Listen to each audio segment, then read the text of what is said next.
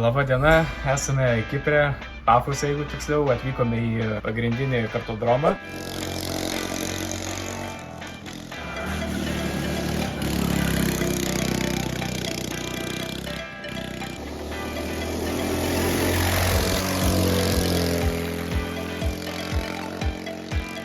Pravažiavau vieną važiavimą.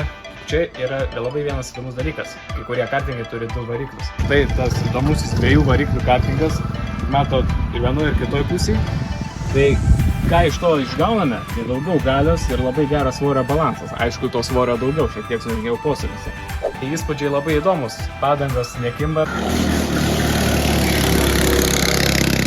Bet trauka panašiai kaip sportinio kartingo. Tai labai smagu, reikia labai išgauti trajektorijas, nenuslysti. Ir bandysim dar išlaužti savo.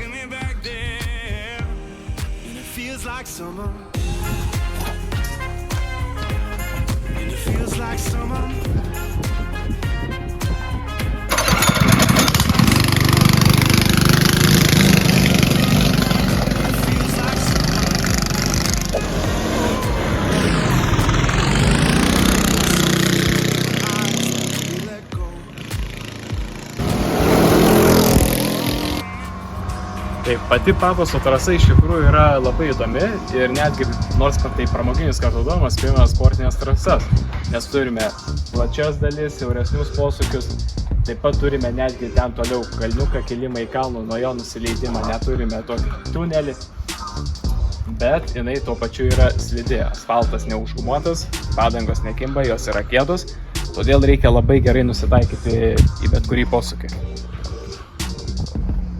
Mes turime ne gražiai sukti su šitu kartingu, bet turime atliekti, stipriau pasukti, šiek tiek paslysti su kartingu, galbūt netgi šiek tiek užblokuoti galinę ašį.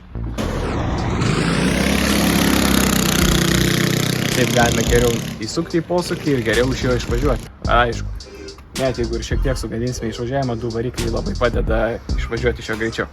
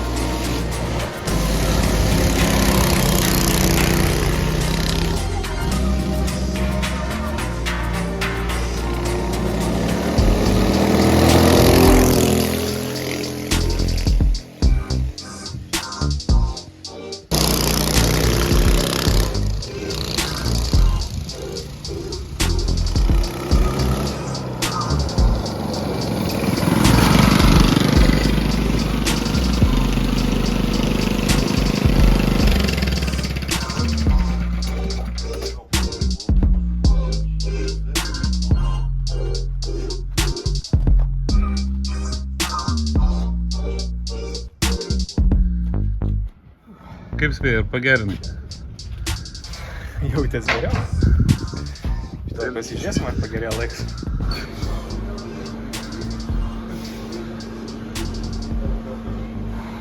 Na kaip. Sezonas pasibaigęs, kaip ir atostogavome, tad važiuojam tiesiog papramogauti. Pamušam trasos rekordus. Ir kaip matote, paprastų kartingų su 2 varikliais skiriasi net 6 sekundėm grubiai. O žinant, kad mes savo čempionatuose kovojam dėl paskutinės 1000-osios, tai labai dideli skirtumai. Taigi, jeigu būsite Kipre, tikrai nepabijokite išbandyti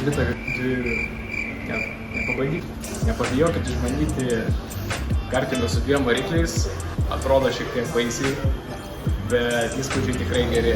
Daug galios, didelė trauka. Kartais, jeigu esate automobilių mėgėjas, galite įsivaizduoti, kad net važiuojat su 8 varikliais. Taigi tikrai smagu. Pasilinksim kitą kartą. Susimatysim kitą kartą.